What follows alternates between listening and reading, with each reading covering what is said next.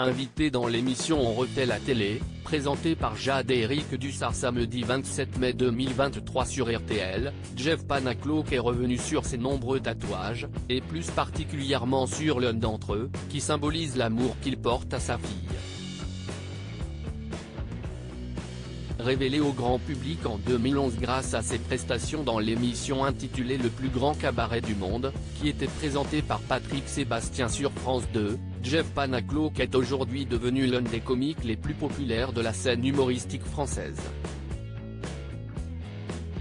Un succès qu'il doit avant tout à ses talents de ventriloque, qui lui permettent de former un duo improbable avec sa marionnette de singe prénommée Jean-Marc.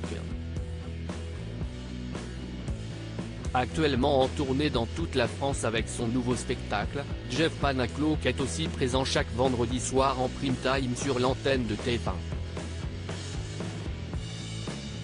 Pour rappel, l'humoriste fait partie, depuis déjà 2 saisons, de l'équipe des enquêteurs officiant au sein de l'émission Masked Singer.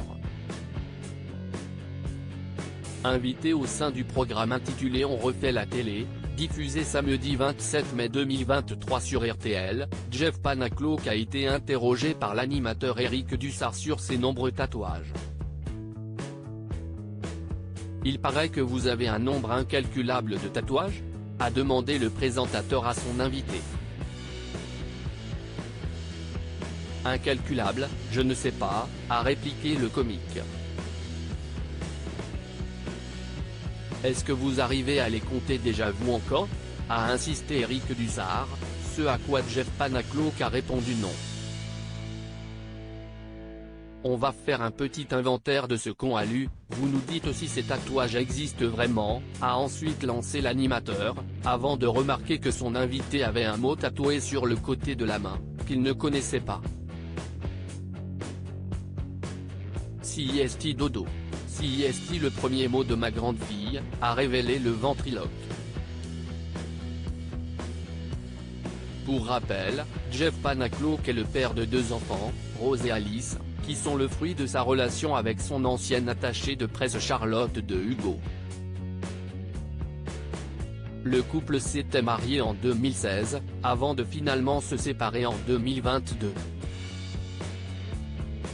Au cours de cette même interview, le ventriloque a également évoqué ses tatouages les plus honteux, comme par exemple, le point de la bagarre, en référence à un célèbre sketch de l'humoriste Elie Moon.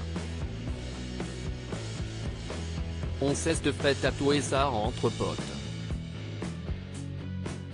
Des fois on fait des bêtises, a ajouté Jeff Panaclock, sans prendre la peine de masquer sa honte. L'ancien protégé de Patrick Sébastien a aussi expliqué qu'il s'était fait tatouer sa première audience sur TF1, qui était de 4,9 millions de téléspectateurs. Si est-il la honte non ? A-t-il lancé.